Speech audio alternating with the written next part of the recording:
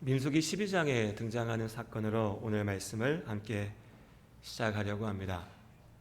모세의 형제 아론, 그리고 모세의 누이였던 미리암, 그야말로 모세에게 가장 가까운 사람들이었죠. 모세가 이집트로 돌아와서 이스라엘 백성들을 이끌고 하나님의 약속하신 구원을 이루기 위하여서 정말 목숨을 걸고 나아갈 때 그의 곁을 지켰던 이들도 바로 아론이었고 미리암이었습니다. 가장 가까운 사람들, 모세가 가장 의지했던 사람들이었죠. 그런데 민수기 12장의 말씀을 보면 이 아론과 미리암이 모세를 비난하고 나섭니다. 그들이 비난의 이유로 삼은 것은 모세가 구스 여자와 결혼했다는 겁니다. 구스라고 하는 동네, 이곳은 아마도 아프리카 지역, 혹은 그런데 어떤 사람들은 미디안 광야 지역이라고 얘기하기도 합니다. 어느가 되었든 간에 분명한 것은 이 구스 여자라고 하는 표현은 이방인 여인과 모세가 결혼했다라는 것입니다. 그렇게만 생각하면 뭔가 모세가 잘못했나 보다 라고 생각할 수 있습니다. 그런데 성경의 본문은 이 사건의 맥락을 아주 정확하고 디테일하게 다 이야기하지 않습니다. 모세가 왜 갑자기 다른 여인과 결혼하게 됐는지, 왜 하필 이 여인이었는지, 이런 것들이요.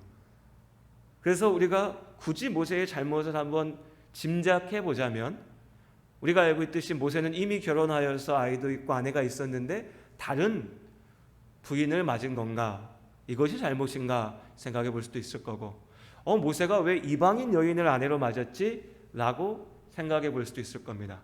그런데 다른 관점에서 바라보면요, 성경이 한 사람의 삶을 하나하나 다 이야기하지 않기 때문에 모세가 어쩌면 이때쯤 됐을 때에 아내와 사별하여서 다른 아내를 만난 것이 아무런 문제가 없을 수도 있었을 겁니다. 그리고 아마 그랬던 것 같습니다. 하나님께서 이에 대해서 말씀하지 않으신 걸 보면요. 이방인 여인과 만나는 것은 잘못된 거 아니냐라고 말하지만, 그러나 우리가 출애굽의 처음에서도 보았지요. 이스라엘 백성들이 이집트에서 나아올 때 많은 이방인들 역시도 이스라엘의 하나님을 따르겠다라고 결단하고 함께 길을 나섰습니다. 어쩌면 그들 가운데 이집트 아래의 에티오피아 지역, 많은 사람들이 구스라고 하는 땅을 그 땅으로 얘기하는데요, 그 지역 출신의 여인이었다면 모세와 함께 이집트에서 나왔던 사람들 중에서 이제 모세가 아내로 맞은 것이니 아무런 문제도 없을 겁니다. 중요한 것은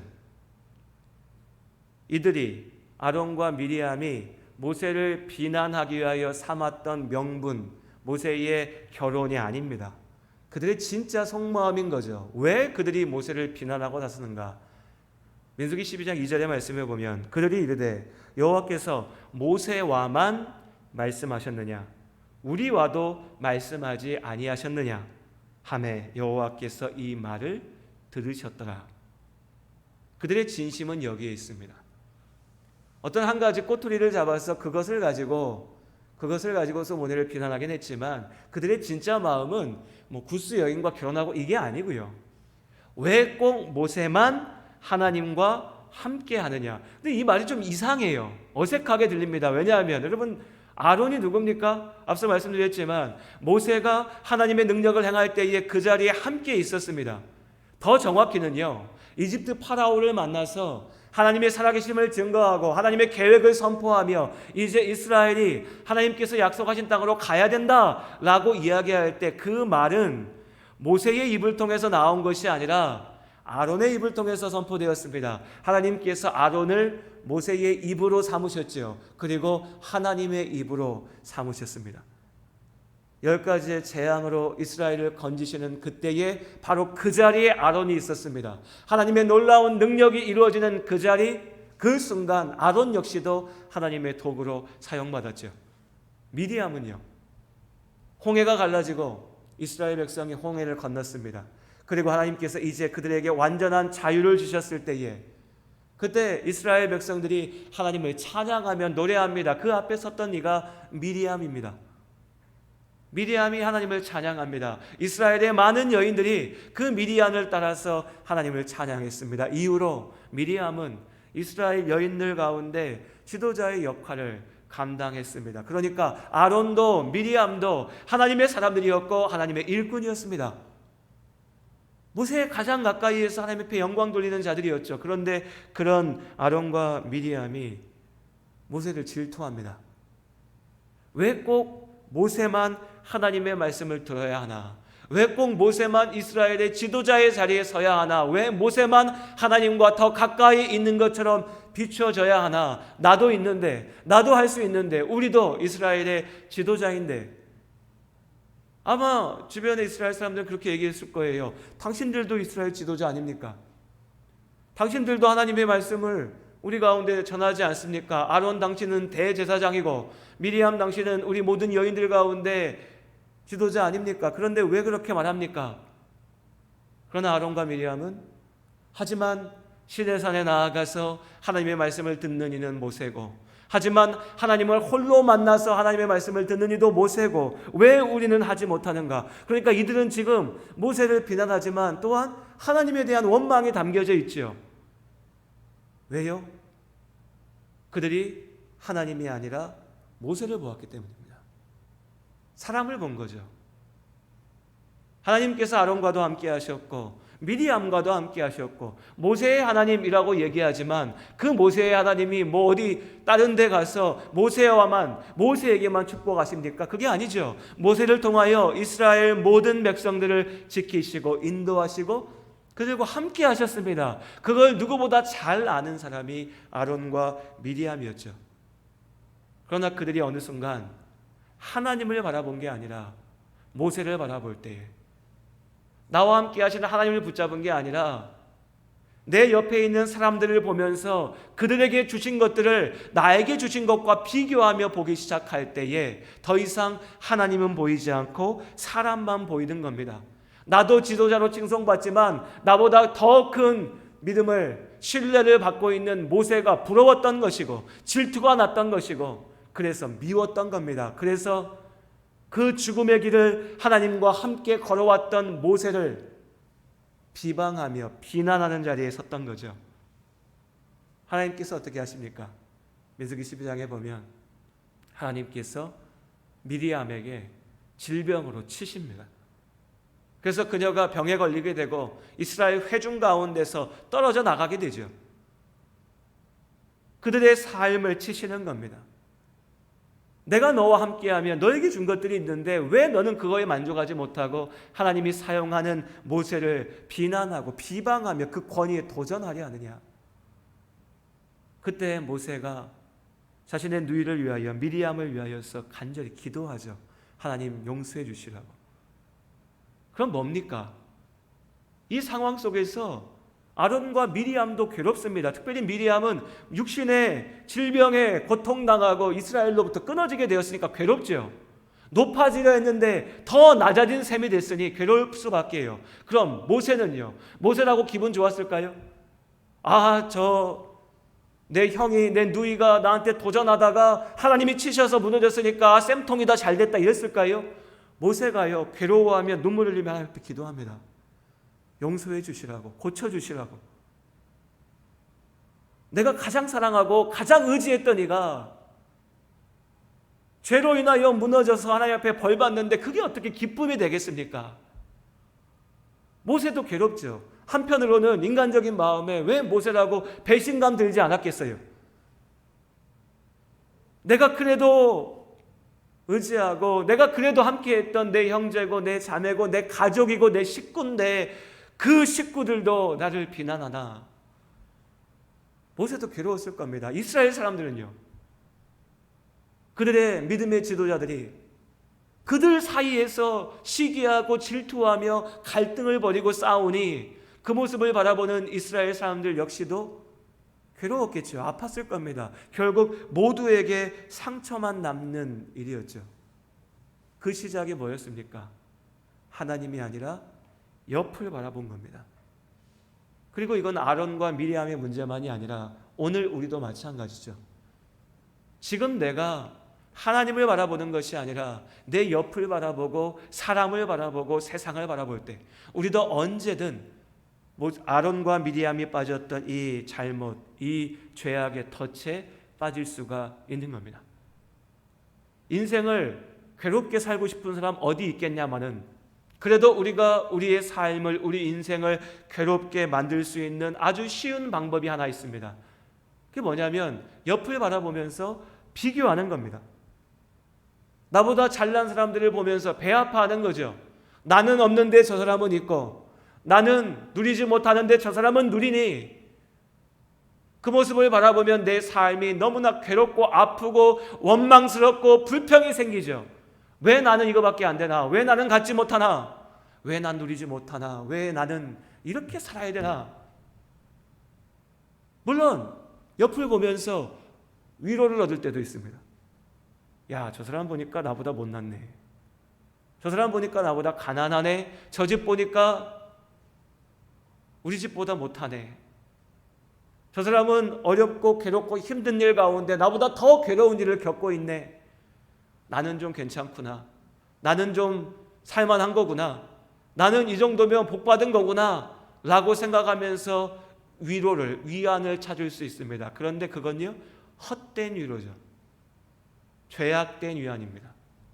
그리고 본질적으로 이것이 오래 갈 수도 없습니다. 자, 사람을 보면서 얻는 위로가 일이라면 우리의 죄악된 본성이라고 하는 것이요, 사람이 항상 내가 갖지 못한 것보다, 아니 내가 갖고 있는 것보다 갖지 못한 것을 더 바라보려고 하죠. 그러니까 내 옆에 나보다 못난 사람을 보면서 위로를 드리는 것은 잠깐이고요, 작고요. 내 옆에 나보다 잘난 것처럼 보이는 사람들을 보면서 괴로워하는 것은 더 큰 겁니다. 그렇기 때문에 옆을 바라보면, 사람을 바라보면 괴롭고 힘들 뿐이죠. 이것이 세상 속에 사람들이 살아가는 방식입니다. 항상 옆을 보죠. 사람을 봅니다. 그거밖에 안 보이니까요. 하나님을 보지 못하니까요. 믿음의 눈이 없으니 하나님이 보이지 않습니다. 그러니 지금 내 육신의 눈으로 보는 것만 볼 수밖에요. 그러니 뭐가 보입니까? 내 옆에 사람들만 보입니다. 그 속에서 위안을 찾으려고 하고, 그 속에서 나를 판단하려고 하니까 결론은요, 괴로운 뿐이죠. 아픈 뿐입니다. 믿음이라고 하는 것, 하나님을 보는 겁니다. 그리고 그렇게 하나님을 바라봤다면, 믿음으로 하나님을 바라보고 그 주님의 손을 붙잡았다면, 여러분, 이 세상의 죄악의 쳇바퀴 속에서 뛰쳐나와야 됩니다. 사람들은 옆을 보면서 모든 것을 판단하고 이야기해도 나는 예수를 믿었으니, 우리 거듭남이라고 말하잖아요. 거듭남. 예수를 참으로 믿고 거듭났다면 세상의 그 허무한 헛된 굴레를 떨쳐버리고 하나님의 시선으로 나의 삶을, 세상을 바라볼 수 있어야 되는 겁니다. 사무엘상 18장의 말씀에 보면 또 다른 한 가지 사건이 등장합니다. 역시 우리가 잘 아는 이야기입니다. 다윗이요. 다윗이 전쟁에 나갔습니다. 블레셋과의 전쟁이었습니다. 그리고 그 전쟁에서 승리했죠. 승리한 다윗이 군사들을 이끌고 돌아왔습니다. 돌아온 다윗을 바라보며 이스라엘의 백성들이 칭송합니다. 18장 7절의 말씀에 보면 여인들이 뛰놀며 노래하여 이르되 사울이 죽인 자는 천천히요 다윗이 죽인 자는 만만이로다. 다윗의 승리가, 성공이 얼마나 큰 것이었는지 알 수 있습니다. 이스라엘 사람들이 다윗의 그 승리를 바라보면서 얼마나 기뻐했는지도 알 수 있죠. 그 자리에 사울도 있었습니다. 그런데 이스라엘 사람들의 이 말이 사울의 귀에 거슬립니다. 나는 천인데 다윗은 만이라고? 사람들이 다윗을 나보다 더 좋아하는구나. 사람들이 다윗을 나보다 더 칭송하는구나. 이러다가 내 자리를 빼앗길 수도 있겠구나. 9절의 말씀에 무서운 말씀이 나와요. 사울이요, 그날 후로 사울이 다윗을 주목하였더라. 섬뜩한 말입니다. 왕이, 최고의 권력자가 누군가를 주목한다는 것, 모르겠어요. 우리 좀 긍정적인 분들은 왕이 날 주목하면 내가 능력 있고 훌륭하고 멋진 걸 봐서 나를 높은 자리에 앉혀주겠다 기대하시면 좋은 말로 들을 수 있겠지만요, 여러분, 역사 속에 이런 표현이 좋게 쓰여진 적이 한 번도 없습니다. 힘 있는 사람이 나를 주목하면 좀 무서운 말이에요. 네가 뭔가 꼬투리만 잡히면, 네가 뭔가 잘못하는 게 생기면 내가 너를 가만두지 않겠다. 사울이 다윗을 주목하기 시작합니다. 다윗을 바라보죠. 그리고 그 뒤에 어떤 일이 벌어졌는지 우리는 알고 있습니다. 사울은 다윗을 견딜 수가 없었습니다. 질투가 났거든요. 그의 젊음이 질투났고 그의 능력이 질투났습니다. 하나님께서 그를 사용하시는 것들이 질투가 났고 이스라엘 많은 사람들이 다윗을 찬양하고 다윗의 이름을 외치는 것이 질투가 났습니다. 견딜 수가 없었어요. 그래서 결국 다윗을 죽이려 합니다. 창을 집어던지죠. 군대를 동원해서 다윗을 쫓습니다. 다윗은 광야로 나아가서 도망자의 삶을 살아야 됐습니다. 역시 생각해보면 좀 이상합니다.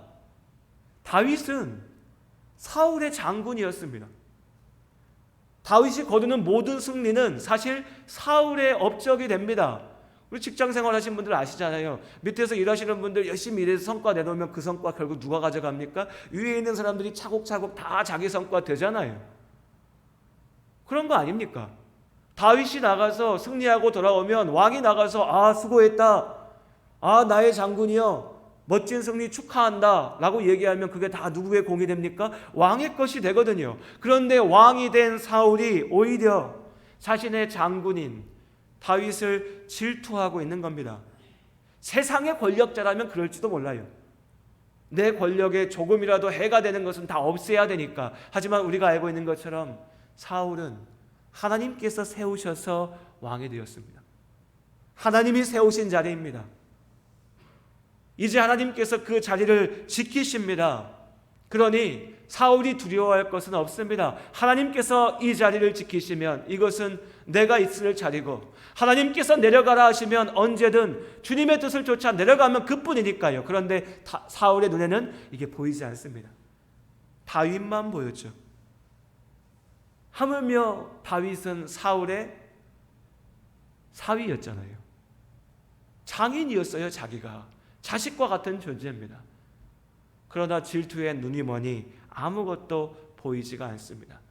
결국 사울은 이 시기와 질투에 사로잡혀서 나아가 광기에 빠지게 되고 자신의 욕심이 만들어 놓은 죄악의 덫에 빠져서 헤어나지 못합니다. 그 결과는 사람도 잃게 되고 왕자도 잃게 되고 마침내는 자신의 생명도 잃게 되고 무엇보다 하나님을 잃게 됩니다. 다윗만 바라보았던 사울의 결과인 거죠. 조금 다른 관점에서 역시 사람만 보았던 한 사람이 있습니다. 누가복음 18장 9절부터 14절의 말씀에 한 바리새인이 등장합니다. 이 바리새인이요, 예루살렘 성전에 올라갑니다.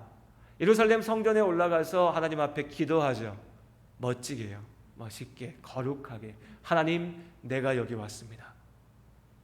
그런데 바리새인이 가만 보니까 자기 옆에 너무 좋은, 내가 하나님 앞에 기도하는데 써먹기 너무 좋은 사람이 한 명 딱 있는 거예요. 누구냐?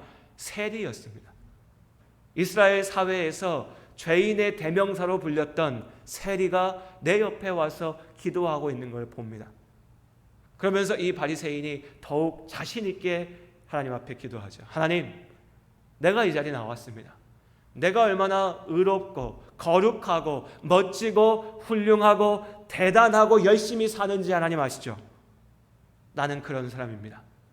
마침 이 옆에 세리도 있네요. 하나님, 저 세리, 저 더러운 죄인, 저 욕심 많고 추악한 인간, 이스라엘 사회에서 비난받는 저 인간과 달리 나는 사람들 사이에서 존경받고 하나님께서 주신 명령을 다 말씀 그대로 잘 지키고 이렇게 멋지게 삽니다.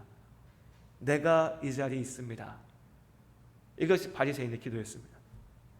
그 옆에 세리는요, 하나님, 내가 감히 눈을 들어 하늘을 쳐다볼 수도 없습니다. 이 당시 사람들은 저 하늘에 하나님 계신다고 믿었으니까 하나님 계시는 그 하늘을 내가 볼 수도 없습니다.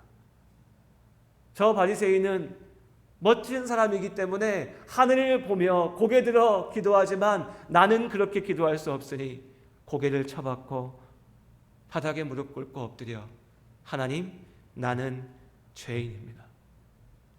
하나님의 은혜가 아니면 살 수 없습니다. 내가 이제라도 주의 말씀 앞에 순종하며 살 수 있도록 나를 인도하여 주시옵소서. 세리가 그렇게 기도할 때 하나님께서 바리새인이 아니라 이 세리가 의롭다라고 세리의 기도를 들으셨죠. 바리새인은 고개 들어 하나님 앞에 큰 소리로 기도했지만 그의 시선은 사람에게 가 있었습니다. 나보다 못해 보이는 사람, 나보다 약해 보이는 사람, 못나 보이는 사람을 보면서 나의 의로움을 자랑했지요. 교만에 사로잡혔습니다. 세리는 오직 하나님만 바라봤죠. 그리고 하나님께서 이 세리의 기도를 들으셨습니다. 바다에는 언제나 파도가 있습니다. 물결이 움직이죠.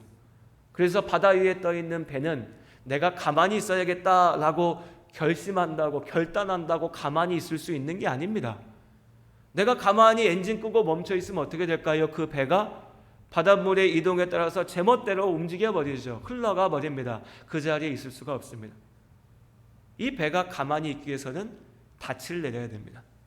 무거운 닻을 내려 바다 밑바닥에 고리를 걸고 매달려 있을 때에 그때 비로소 배가 멈춰 있을 수 있죠. 그때도 그렇게 닻을 내릴 때에도 바다가 요동치니 파도가 치니 배는 여전히 움직입니다. 파도 가운데 휩쓸릴 때도 있고 한 자리 가만히 있는 게 아니라 이리저리 움직일 수도 있겠죠. 하지만 그 닻이 그 자리에 머물러 있기에 배 역시도 잠시 움직이지만 그뿐입니다. 그 자리를 떠나지 않죠. 잠시 요동할 수 있지만 제 자리를 지키고 있을 수 있습니다. 우리 삶도 마치 바다 위에 떠 있는 배와 같습니다. 언제나 우리 인생 가운데 파도가 치죠. 내 뜻과 의지와 상관없는 조류의 흐름들이 있습니다. 그 속에서 나는 가만히 있고 싶지만 옆을 보며 나 가만히 있을 거야, 나 흔들리지 않을 거야 아무리 다짐하고 결단해도 그것 가지고 되지가 않습니다. 내가 생각하지 못했던 문제들, 내가 전혀 예상하지 못했던 도전들이 내 앞에 계속해서 터져 나오니까요. 모세가 생각했겠습니까? 아론과 미리암이 나를 비난할 거라고? 못했을 겁니다. 그들만은 내 옆에 있을 거라고 생각할 수 있었겠죠. 그러나 그런 일들이 생기는 것이 우리 인생입니다. 꼭 아론과 미리암만 나빠서 그랬을까요? 모세가 그 자리였어도 마찬가지였을 겁니다. 사람이 그런 거니까요. 우리가 그런 존재니까. 우리 삶이 그런 거니까요. 그래서 우리는 우리 삶 속에 믿음의 닻을 하나님 앞에 내리고 주님 앞에 굳게 뿌리 내리고 하나님만 붙잡고 나아가야 되는 겁니다. 그렇게 주님 곁에 머물러 있을 때, 주님께 자리를 내리고 서 있을 때에 그래도 인생의 도전 가운데 흔들릴 때도 있고 요동할 때도 있고 눈물 흘릴 때도 아플 때도 있지만 그러나 나를 붙잡으신 하나님 계시기에 나의 믿음의 닻이 하나님의 나라 가운데 자리 내리고 있기에 우리는 흔들리지 않고 우리의 자리를 지킬 수 있는 겁니다. 세상의 헛된 것들과 나의 삶을 비교하며 인생을 낭비하지 마시기를 주님의 이름으로 권면드립니다. 사람을 보면서 헛된 위로 찾을 것도 없고요. 사람을 보면서 괴로워하며 절망할 것도 없습니다. 거기에서 우리의 삶의 의미와 목적, 가치를 찾을 수 있는 게 아니니까요. 같이 흔들리고 있는, 같이 흘러가고 있는 사람들을 바라보면서 거기서 흔들리지 않는 진리를 볼 수는 없는 겁니다. 오직 하나님을 볼 때, 나를 사랑하시는 하나님을 믿음으로 바라볼 때 내가 흔들리지 않고 내 삶의 참된 의미를 기억하며 나아갈 수 있습니다. 추석입니다.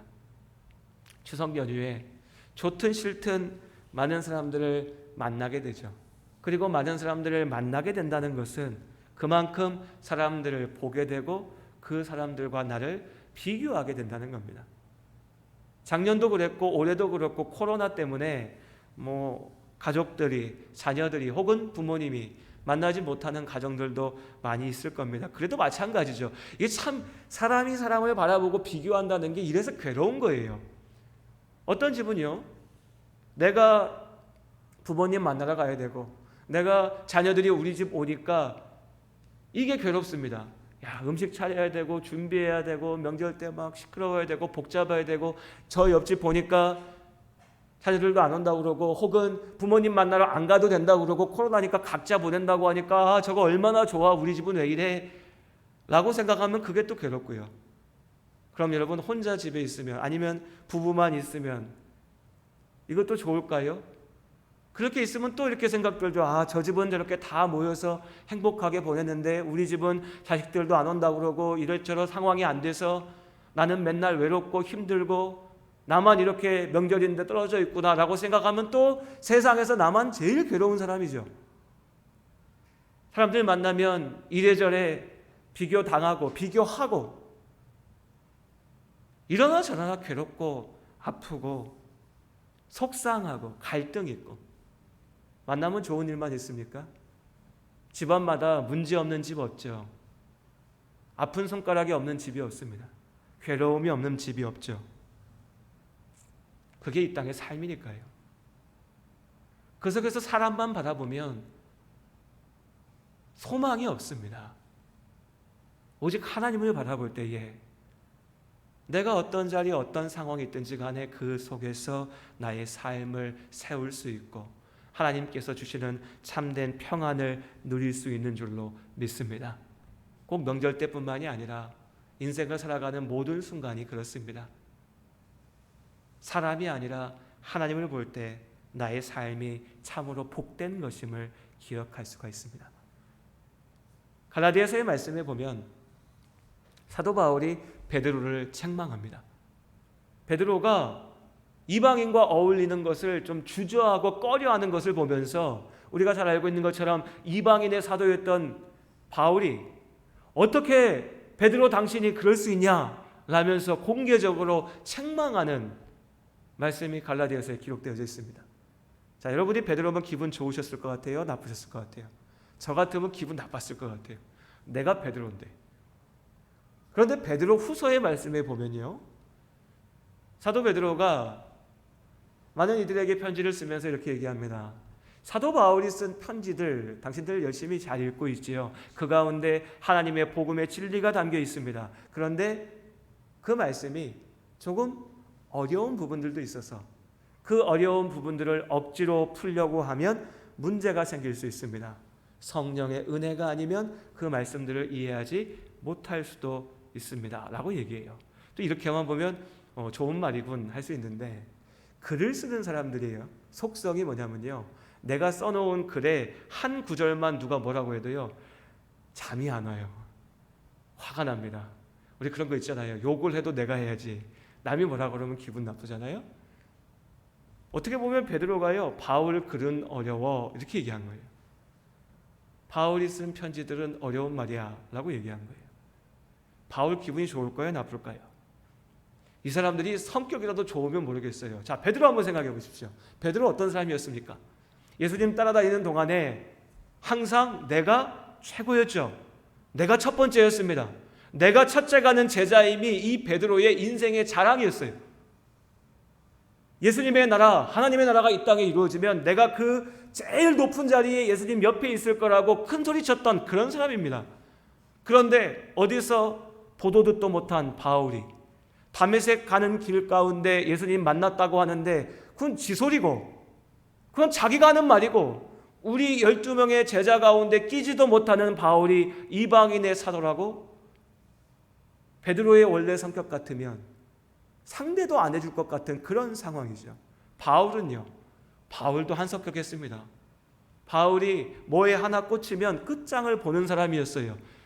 예루살렘 초대교회를 핍박할 때 앞장섰던 바울입니다. 그의 성격이 그랬습니다. 저 멀리 다메섹에 예수 믿는 사람들이 또 모여 있다고 하니까 거기까지 쫓아가서라도 내가 그들을 다 없애버리겠다 했던 바울입니다. 그 바울을 하나님께서 부르셔서 성령의 은혜로 바꾸시니 그가 목숨을 걸고 주의 복음을 전하기 위하여 땅끝까지 나아간 것이었죠.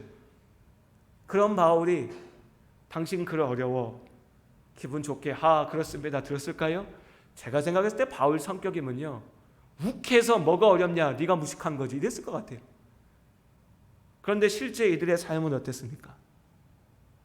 베드로는 바울이 이방인의 사도임을 인정하고 그의 말이 옳음을 인정하고 자기의 약함을 이스라엘 가나안 땅에 또 이방 땅의 모든 초대교회 가운데 고백하고 예수 그리스도의 복음이 땅끝까지 선포돼야 함을 인정했습니다.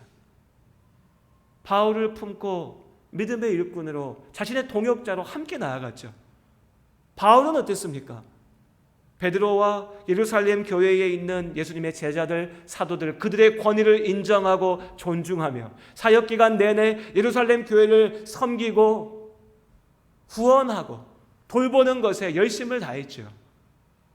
그들은 그렇게 하나님 안에서 하나 되어서 함께 나아갈 수 있습니다. 그들의 성격이 온화하고 맞아서요? 아닙니다. 그들이 바라보는 방향이 맞아서요? 베드로의 관심은 유대인 성도들에게 있었고 바울의 관심은 이방인들에게 있었는데요, 달랐습니다. 그런데 이들이 서로 갈등하고 싸웠다면 초대교회는 갈라졌을 거예요. 하지만 그들은 서로 많이 달랐지만 한 가지에서는 동일했습니다. 오직 하나님을 바라봤죠.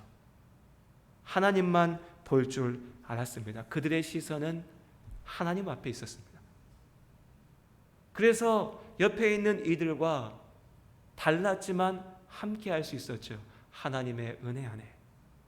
이것이 베드로가 바울이 살아갔던 길이고 이것이 우리가 나아가야 될 길인 줄로 믿습니다. 주 안에 사랑하는 우리 모든 성도님들, 지금 여러분의 시선이 어디를 향하고 있습니까? 또 이 연휴의 기간 동안 만날 많은 사람들 속에서 여러분의 시선이 무엇을 향하게 될까요? 그때 사람을 본다면, 그때 내 옆을 본다면, 그래서 시기와 질투에 시달리고 세상의 욕심 가운데 매달리면 우리는 결국 죄악 가운데 빠지게 되고 후회와 실망과 낙심만이 남을 겁니다. 우리가 온전히 하나님을 바라볼 때 그때 내 곁에 있는 이들도 하나님의 시선으로 바라볼 수 있고 하나님께서 주시는 참된 사랑과 평안의 관계를 누릴 수 있으리라 믿습니다. 새롭게 나아가는 이 한 주간 동안 어디에 가서 누구와 함께 하시든 오늘 이 말씀을 잊지 마시길 바랍니다. 하나님께서 우리에게 시기 질투하며 살라 하지 않으셨습니다. 하나님의 사랑으로 살아내려 하셨죠. 하나님의 시선으로 나와 함께하게 하신 그 모든 사람들을 사랑으로 바라보며 참된 축복의 시간들, 평안의 시간들을 누리시기를 주님의 이름으로 축복합니다. 기도하시겠습니다.